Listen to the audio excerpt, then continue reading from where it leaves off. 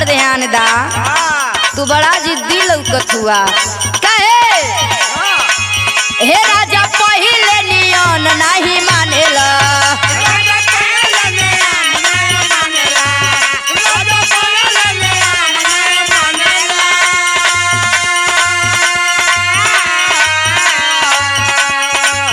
अपना पगली के गैर लेखा जानेला।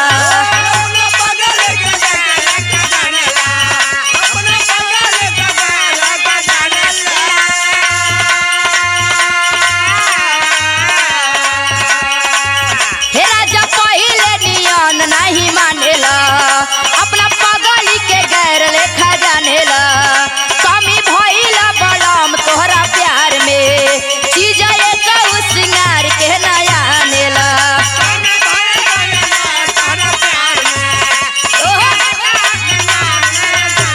क्या बात है,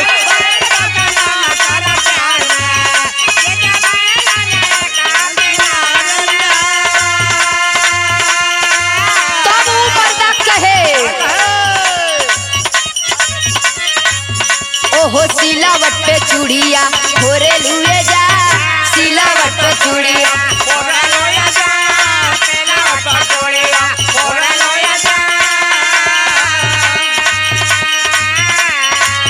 अरे सिलावट पे चूड़िया होरे लुए जा, तो अपने राजा जी के दिलवा का तो ओढ़े लुए जा।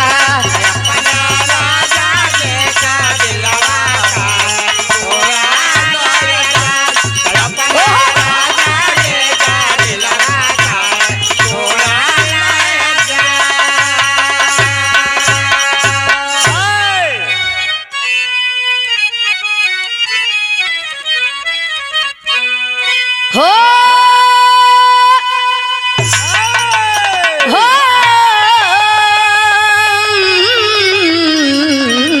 होरा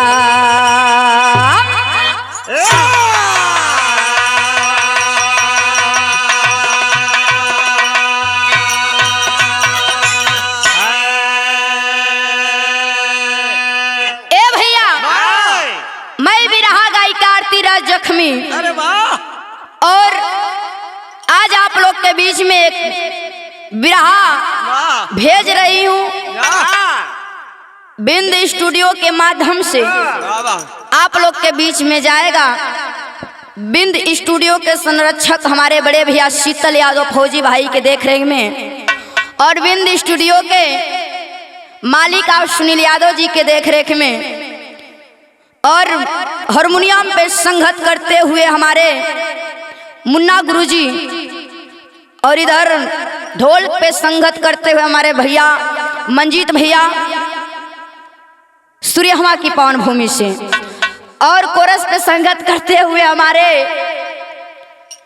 सिरजा पहलवान उर्फ कंतोड़ बाबूजी। इधर बगल में कोरस पे संगत करते हुए हमारे कृपा गुरुजी सिंहर कला के धरती से। आइए आप लोग के बीच में एक बिरहा जा रहल बा, आशा नहीं पूरा विश्वास बा कि बहुत दुलार प्यार मिली।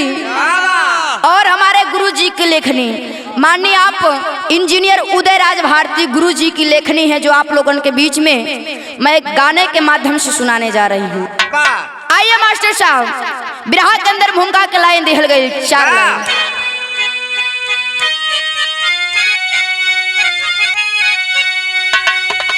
सुन के कहानी बहे नैन पानी, बनी है दीवानी वतन की ये नारी। कलेजे पे पत्थर लिए भटके दर दर, जिगर से पिया को रही बस सवारी। प्रभु की इच्छा थे लेते परीक्षा, शिक्षा से बाबा नहीं पग हटाते। कैसे आजाद होता भारत उदयरा, अगर भीम बाबा कलम ना उठाते।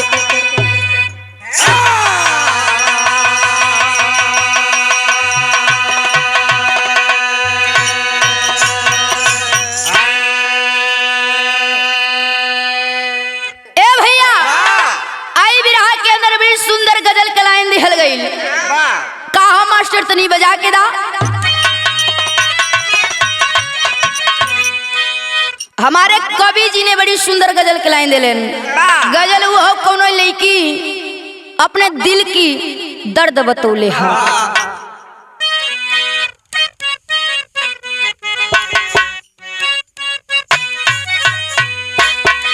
बतौले बका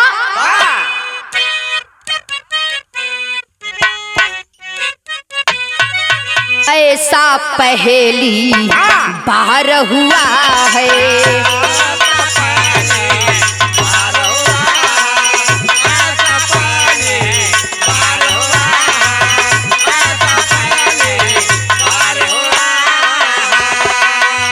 ऐसा पहेली बार हुआ है।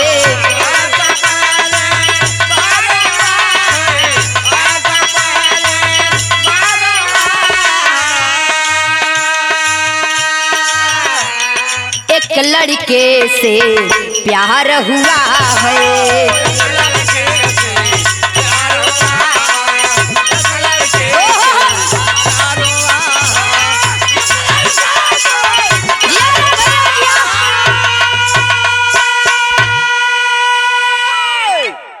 ऐसा पहली बार हुआ है एक लड़के से प्यार हुआ है।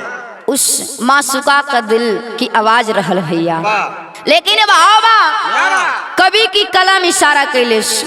का कैलिस मास्टर दा?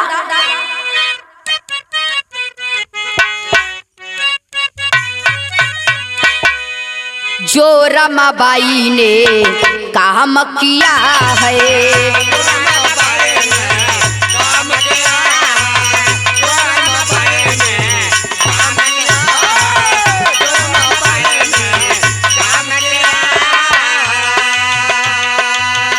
जो रमाबाई ने काम किया है।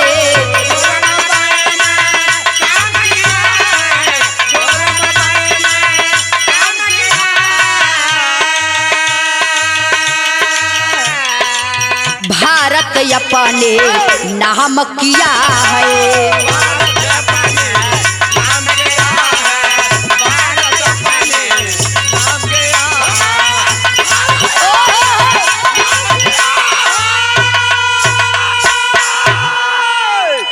जो रमाबाई ने काम किया है, भारत अपने नाम किया है। ए भैया बिरहा के अंदर नजम के लाइन दिखल गई। कहानी यहीं से शुरुआत है बाबू। कैसे मास्टर दा?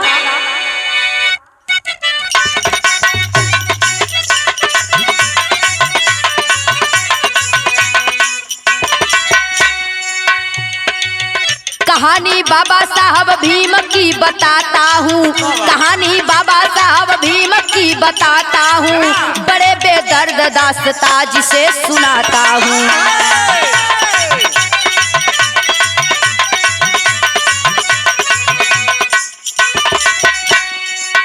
देश गुलाम था अंग्रेज अत्याचार करे।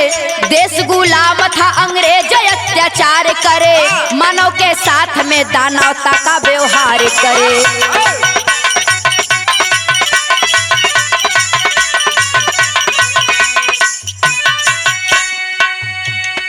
गले में आदमी को हाड़ी बांधा जाता था।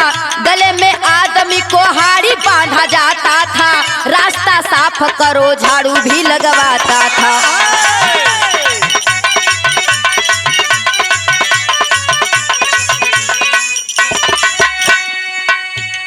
गरीबी और लाचारी में बाबा पढ़ा करते थे। गरीबी और लाचारी में बाबा पढ़ा करते थे। समाज बदलने हेतु आगे बढ़ते थे।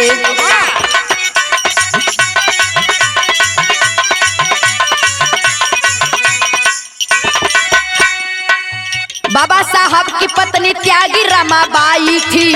बाबा साहब की पत्नी त्यागी रमाबाई थी। तीनों बेटों के बड़े कष्ट से जिलाई थी।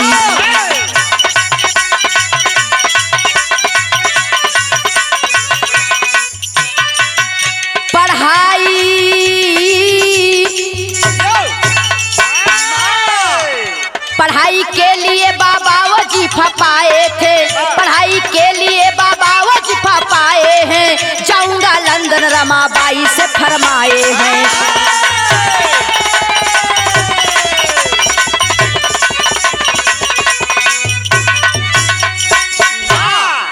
अरे बाबू, कहानी उस समय के है जौने समय हमारा भारत गुलाम था।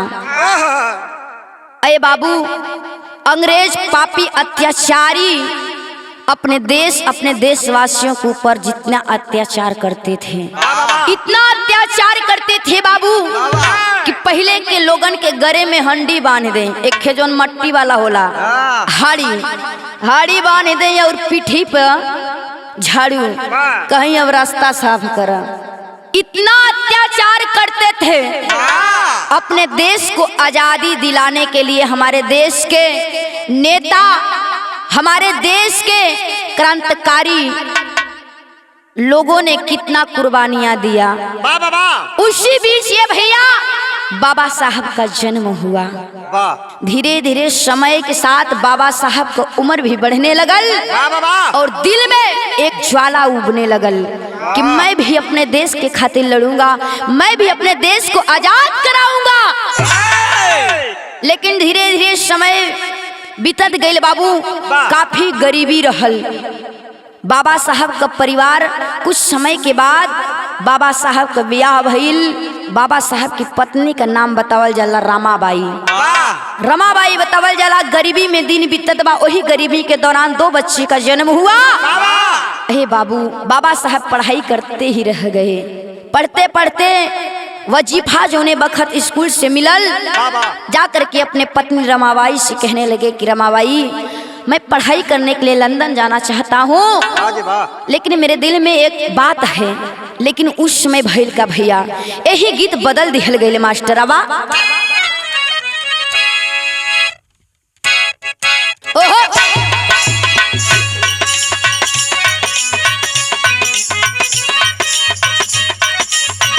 बारे भैया बा, गीत उहे है भैया, कोनो प्रेमी कोनो प्रेमिका के बीच की बात बा। प्रेमिका प्रेमी से बड़ी प्यार करत रहल, अपने दिलो जान से ज्यादा प्यार करत रहल। प्रेमी भी उतना ही प्यार करत रहल। लेकिन एक समय आयल कि प्रेमिका का शादी सेट हो गई। तब प्रेमी प्रेमिका से एक बात कहलिस का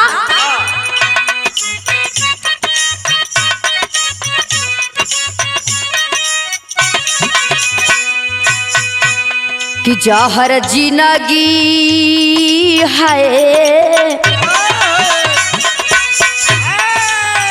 जहर जिंदगी में घोरबू की तबाह करबू।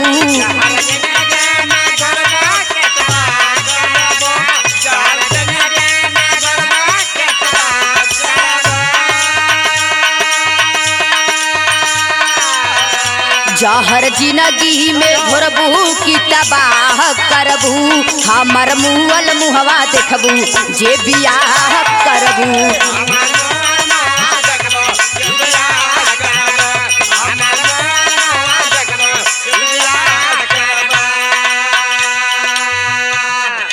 तो गीत के लाइन रहला बाबू, लेकिन भाव का बा। बाबा साहब अपने पत्नी रमाबाई से कहत बड़ेन का कहलन मास्टर,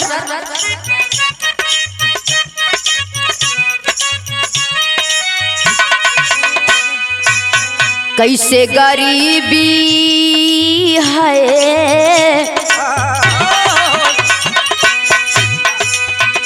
कैसे गरीबी में जाइब हम विदेश धनिया।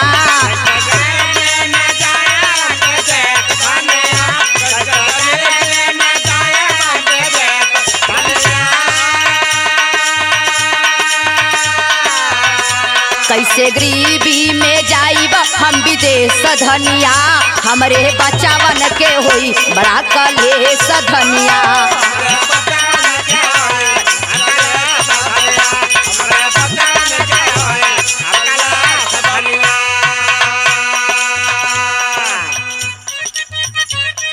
ए बाबू, बाबा साहब अपने पत्नी रमाबाई से कहने लगे कि मुझे पढ़ाई करने के लिए लंदन तो जाना है, लेकिन ये गरीबी में अपने बच्चन के छोड़ के कैसे जाइए, कैसे ये लोग जी हैं, कहाँ से खाई हैं, का करी। हाँ, लेकिन सलाम करती हूँ रमाबाई को, अपने पति को दिल में आसरा धरोलिन कि आप जाइए आप जाकर पढ़ाई करिए, बच्चों का देखभाल मैं कर लूंगी।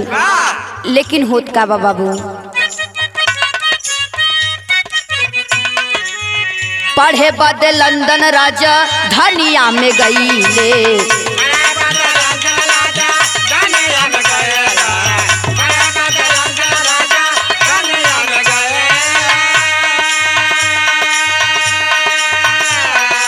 कुछ दिन बाद जब पैसा हो रही ले,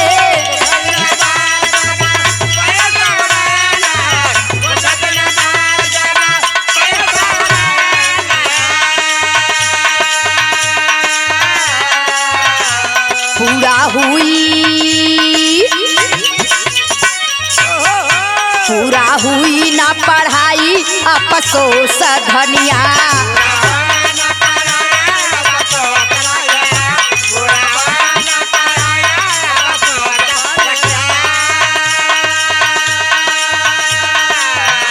पूरा हुई ना पढ़ाई अफसोस धनिया, हमरे बच्चावन के होई भारी कलेश धनिया।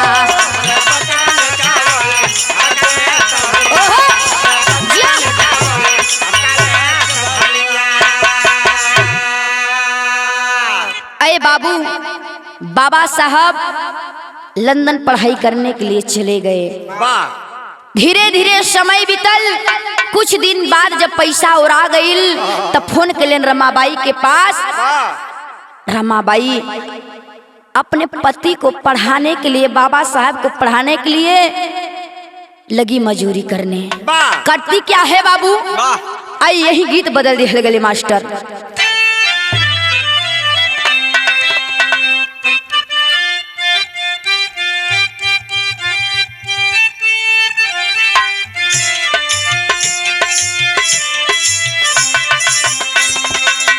गीत भी हो कोनो दुखियारिन माई गंगा के आंचल में जाई के अरदास कैले बा आंचल फैराई के।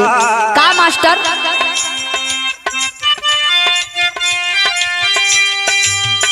ई गीत हमार माई बहन लोग गावेली। कैसे गावे बाबू, किन्नी बिया की डरिया मैया नावेली न झेलुआवा हो की झूलिया झूलीना,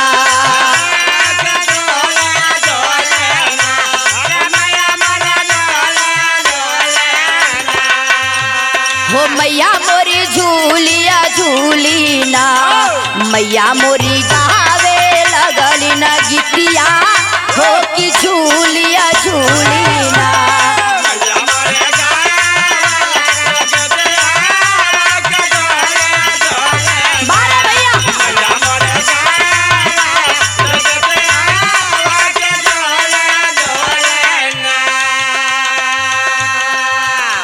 तो गीत के लाइन हो बाबू, लेकिन भाव बा इधर रमाबाई कलीन का बाबू आई।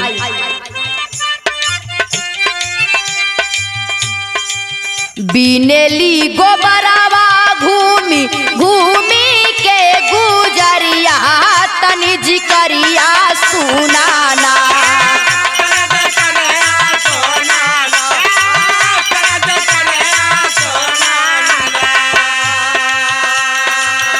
हो तनी जिकरिया सुनाना, बच्चवन के कारण महतरिया तनी जिकरिया सुनाना।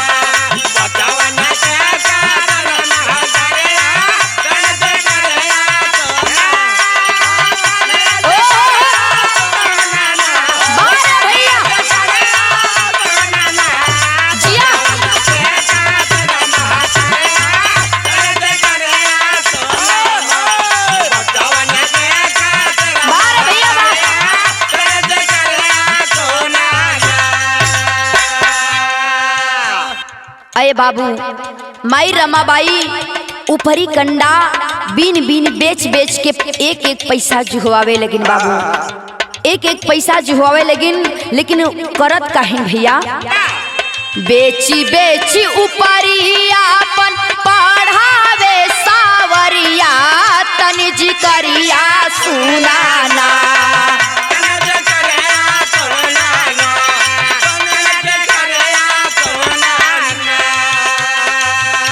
हो तनि जी करिया सुनाना बेटवा बीमार बा दुआरिया तनि जी करिया सुनाना।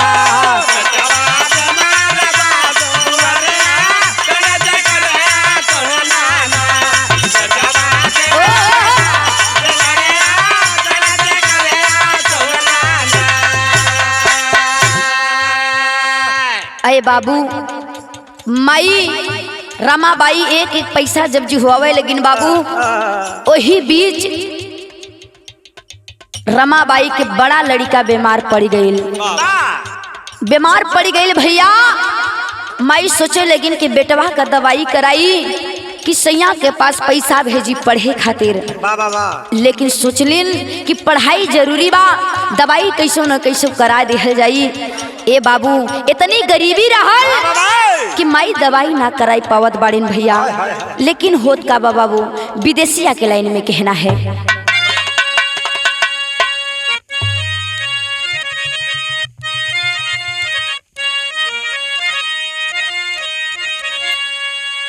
कि मिले नहीं दाना पानी भारी रहली परसनिया हो।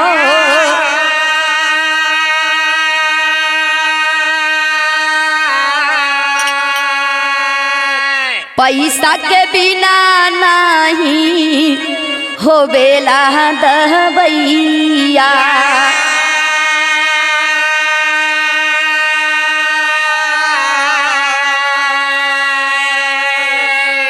वैद के पास गईली भारी अरदास कैली।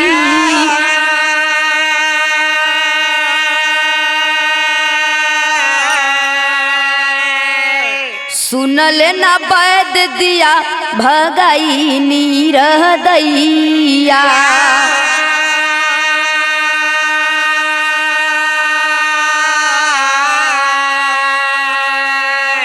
गंगा घर छोड़ी गईले मुहावा हो मोड़ी गईले।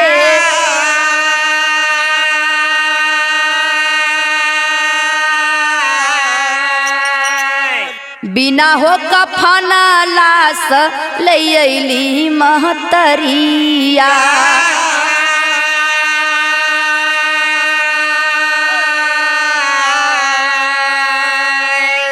कपड़ा पुराना लिहली हीरा के लपेट लिहली।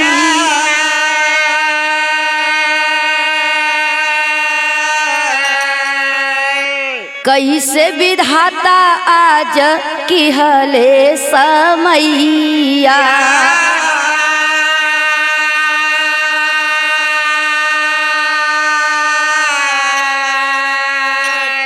हे बाबू ए भैया हो, गरीबी के कारण माई रमाबाई अपने लड़का का दवाई ना कराई पौलिन। बाबू गंगा ये दुनिया के छोड़ के चल गईलन। जब गंगा ये दुनिया छोड़ के चल गईलन बाबू, गंगा के लपेटे खातिर उनकर क्रियाक्रम करे खातिर ये भैया इतना पैसा ना रहल कि माई एक कफन खरीद के बेटवा के लपेट के उनकर अंतिम संस्कार कर दिए। बाबू फटा कपड़ा पुराना कपड़ा लई के माई रमाबाई अपने हिरवा के वही में लपेट दिले। बाबू लपेट के ले जाए के अंतिम संस्कार कैलिन। धीरे धीरे समय बीतल बा भैया। 2-4 महीना बीतल बा ये मोर बाबू। वही बीच दूसर का लड़का बीमार पड़ गईल, जेकर नाम बतावल जा गईल। दूसर का लड़का रमेश बीमार हो गईल। जब रमेश बीमार भइल बाबू तो माई सोच में पड़ल वाले। कुछ समय के बाद, कुछ दिन के बाद रमेश भी दुनिया छोड़ के चल गए ने भैया।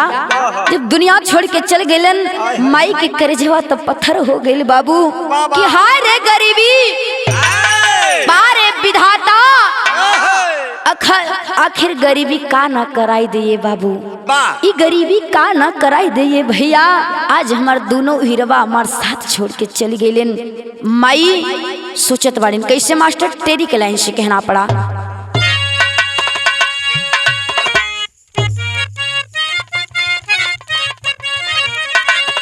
कि अरे मोरे राम ललनवा फिर से धोखा दे दिया, अरे ललनवा फिर से धोखा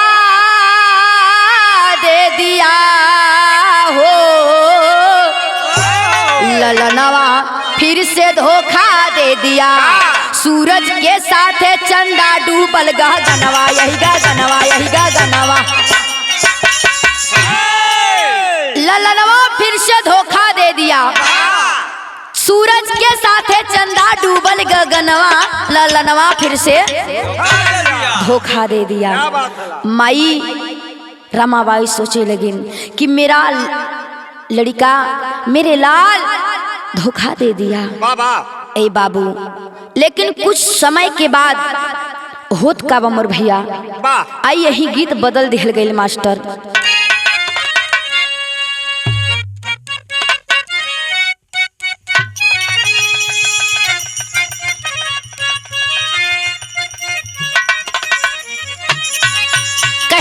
दुखियारीन माई गंगा की आंचल में जाई के आंचल फैलाई के का कि तोह के चढ़ाई बई मैया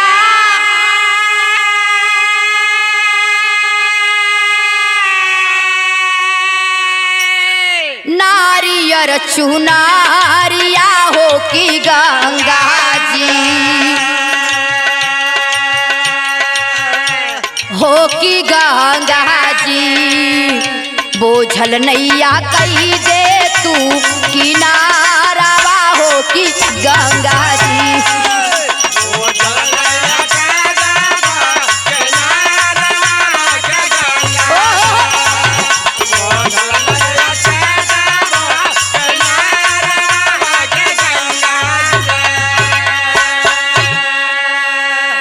इत तर्ज रहल मोर भैया, लेकिन भाव का बा कहना पड़ा कैसे मास्टर।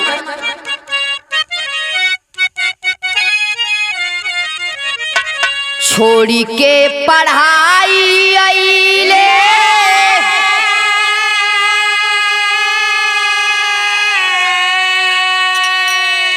अपने वहतानावा हो नया नावा बरसे हो नया नावा बरसे पहुँचे हैं आपने भवानावा हो नया नावा बरसे।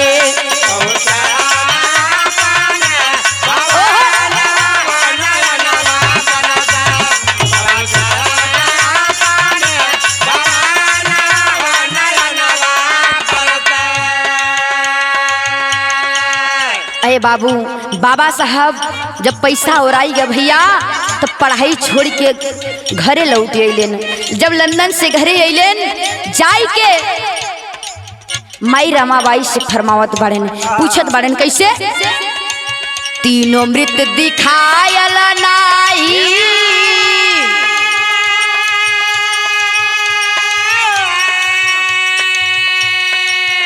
दूनहु लाला नवा हो नया नवा बरसे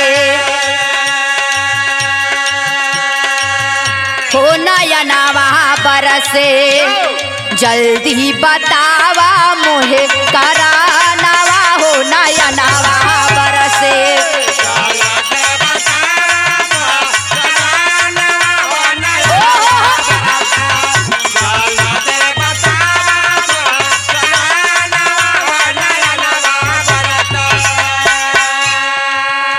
अरे बाबू जौने बखत जाई के बाबा साहब माई रमाबाई से पूछे लगन कि हमार दोनों बचवन कहाँ बाड़न, काहे ना लौकत बाड़न। माई रमाबाई कैलिन का भइली बेहोश नाई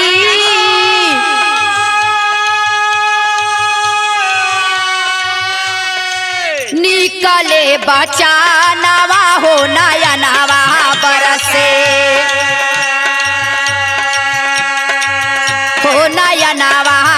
बरसे अइलिन पड़ोसी सब जनानवा हो नयनवा बरसे।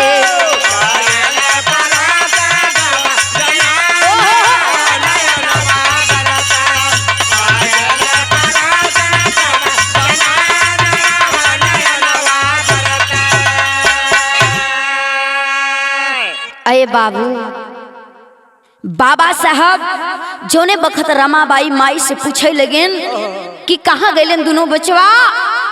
माई रमाबाई गिर के बेहोश हो गईलिन, मुंह से एक भी शब्द ना निकलल भैया। जब बेहोश हो गए कुछ समय के बाद गांव टोला पड़ोसी के कुछ महिला अइलिन, आई के बाबा साहब से बतावे लगिन कि तोहर दोनों लड़का दवाई के कारण खाए के कारण ये दुनिया छोड़ के चल गईलन। इतना बात सुन के भैया बाबा साहब के दिल में बड़ा चोट लगल कि हाय रे गरीबी, हाय रे समैया, आज कवन समय बा कि खाए के कारण और दवा के कारण हमारे दोनों बचवा हमके छोड़ के चल गईलन। बाबा साहब के दिल में दर्द उठ गईल बाबू, लेकिन होत का बा। पहपट के लाइन में कहना है मास्टर साहब,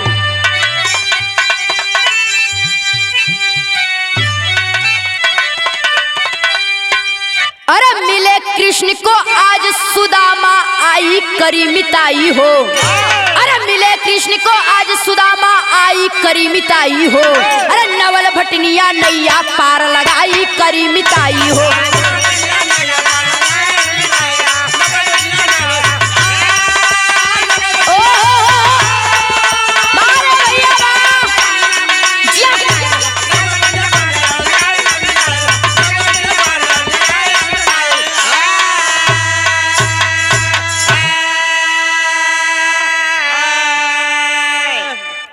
दे के 25,000 रुपया लंदन भेज पढ़ाई हो।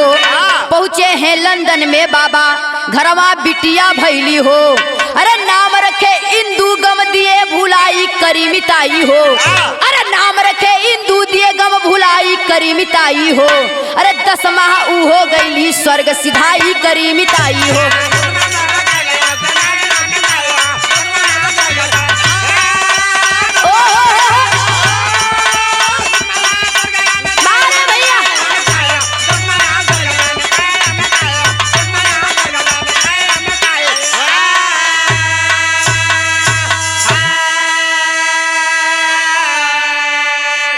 अये बाबू इधर बाबा साहब के जिगरी मित्र रहलन नवल भटनिया।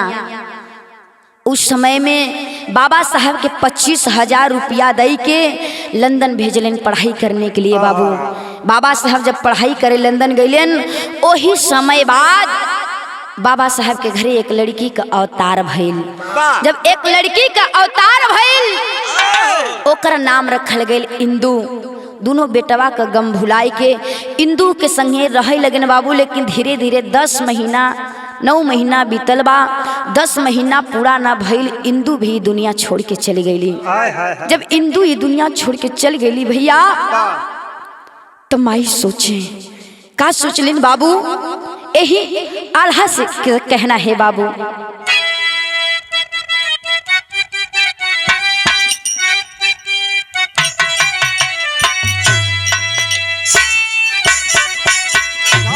समय से भारी नहीं कोई दुनिया में बाबू।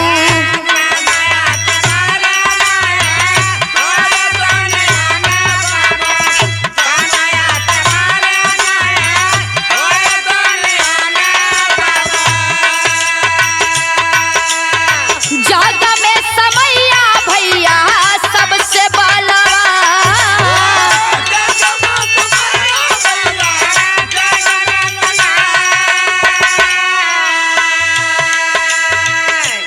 बाबू सोचे लगिन माई की बार समैया, इस समय से बड़ा कोई इस दुनिया में नहीं है। समय जिसको चाहे तिसको न चाहे बाबू।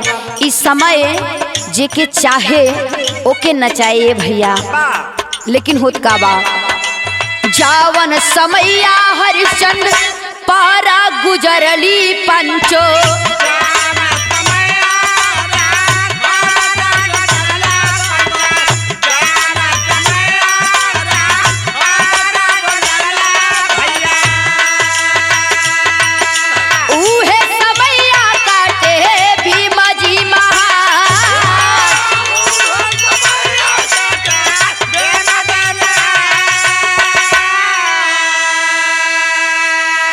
आए बाबू सोचे, लेकिन बाबा साहब की जवन समैया हरिश्चंद्र पर गुजरली बाबू, वही समैया काटे भीम जी महान। बारिश समय, इस समय का दौर जब चलता है बाबू, तो किससे क्या कराए कुछ समझ में नहीं आता।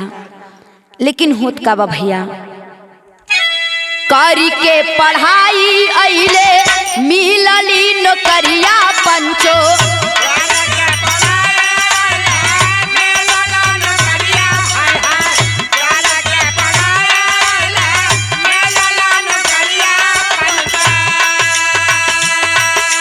कैले बड़ द्वारा गुजरात श्री माँ।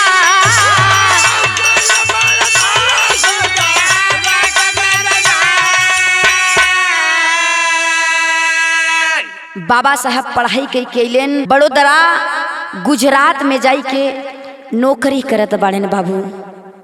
ए भैया, लेकिन होत का भाई,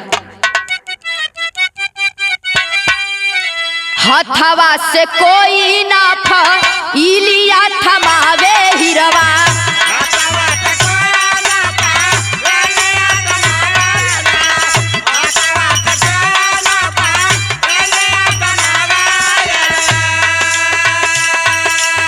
लागल अपमाना के कह रे जवा में बा।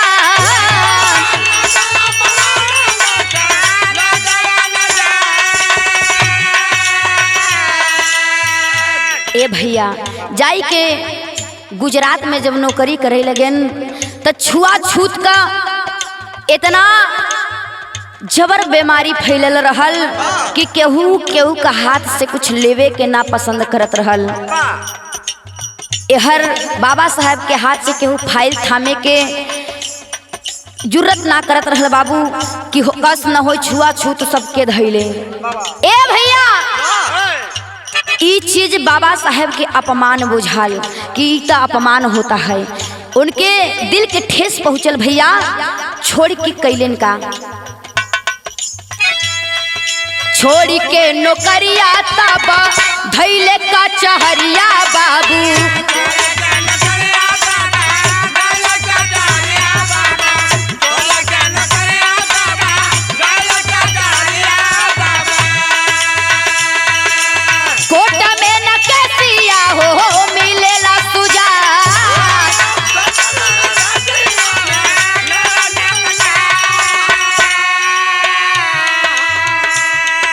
ओही बीच भैले एगो सुघरा सुगनवा पंचो,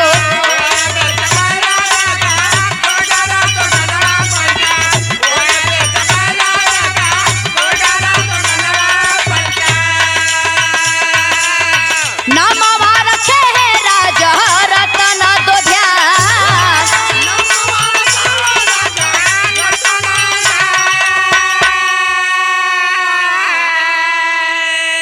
बाबा साहब नौकरी छोड़ के कचहरी में आ करके बाबू खुद का वकालत करने लगे। जब वकालत करने लगे भैया, तो केहू उनके अपन केस ना दे। पहले बड़े बड़े लोग केस लड़त रहन बाबू, छोट मोट लोगन का कोई सुनाई ना रहत रहल, केस ना दे बाबू। धीरे धीरे समय बीतत बा, बाबा साहब के घरे एक लड़का का जन्म भइल, जेकर नाम रखल गइल राजरतन। राजरतन जब पैदा भइल तो बाबा साहब एक बात कहलेन का, कहे कि इनके भारत के गादी दिलैबै बाबू।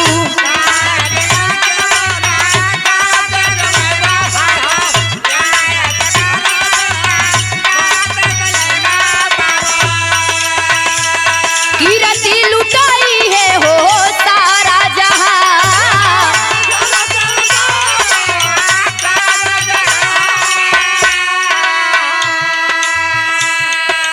ए भैया, इधर बाबा साहब सोचने लगे कि इनके भारत का गद्दी दिलाइब, पूरी दुनिया कीर्ति लुटाइब।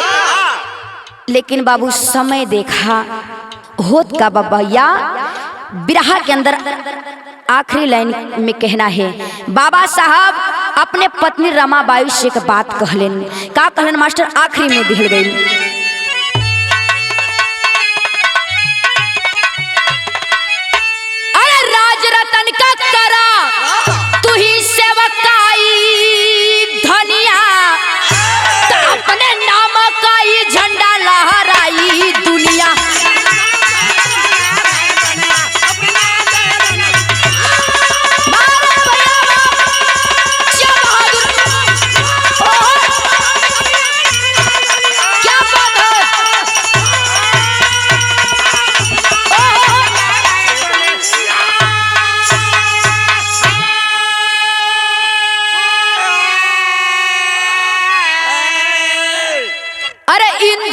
गम अबही भूले नहीं पहले। अरे रतिया के राजा रतन बीमार हो ही गईले।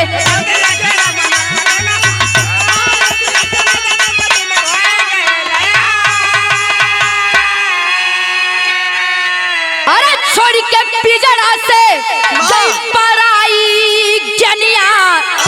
अरे छोड़ के पिजड़ा से गई पराई जनिया। तो अपने नाम के ही झंडा लहराई दुनिया।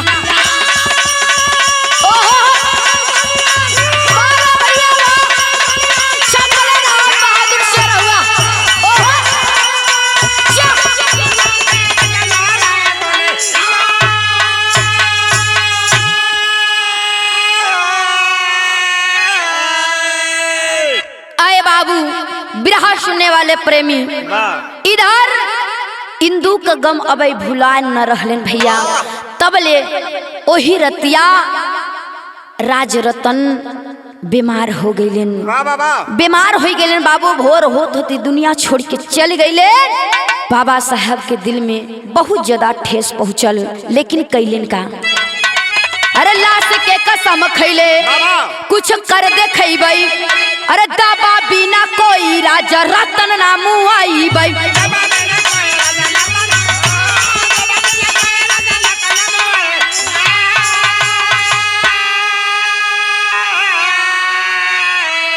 अरे कलम के ताकत से करब भरपाई धनिया। अरे कलम के ताकत से करब भरपाई धनिया। तो अपने नाम के ही झंडा लहराई दुनिया। बहादुर शेर हुआ हो। क्या बात है।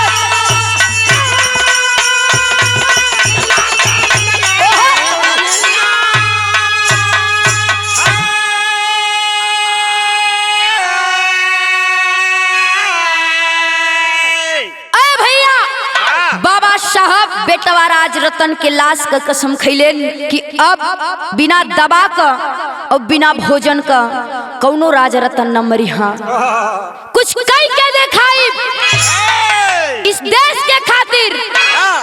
धीरे धीरे समय बदलत बा बाबू। बाबा साहब कलम को उठा लिए। कलम को उठा लिए और संविधान को रच दिए बाबू। आज बतावे जाला देखल जाला कि बेरोजगारन के काफी तो रोजगार मिल गई बा। केहू आज तक भूखा ना सुतत बा भैया। केहू बिना दबा के केहू दुनिया ना छोड़त बा बाबू। लेकिन कुछ लोग ऐसा बचल बाड़े कि जौन बाबा साहब का कमी पूरा अब ना भइल बा और हमके लागत या कि ना हो पाई। काहे से कि आधा तर गांव में सब 70 वाली लौकत बाड़े। तो भैया लोगन से हाथ जोड़ के निवेदन बाबू कि बाबा साहब का जौन सपना रहल आप लोग पूरा। खाना जे के ना मिलल बा, जे के खाना खाए के 2 वक्त का रोटी ना मिलत बा, भूखन के भोजन मिले। आज भी देखा जाला बाबा साहब के संविधान के कारण बड़े बड़े नेता परेता उसी आधार पे चल रहे हैं बाबू। हमारी कहानी यही समाप्त हुई। भैया लोगों से कहना बा कि बाबा साहब के जितना छूटल सपना बा पूरा करिए आप लोग। आखिरी लाइन में बतावल गए बाबू गुरु घराने के परिचय। आवा अरे गुरु बिहारी गुरु गणेश गुरु रामलाल की माया।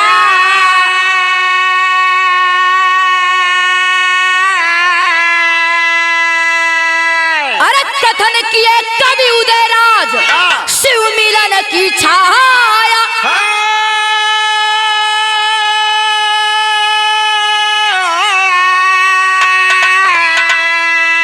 ललनवा फिर से धोखा दे दिया। अरे ललनवा फिर से धोखा दे दिया। आरती कहे बाबा फिर यौता जहानावा। ललनवा फिर से धोखा दे दिया।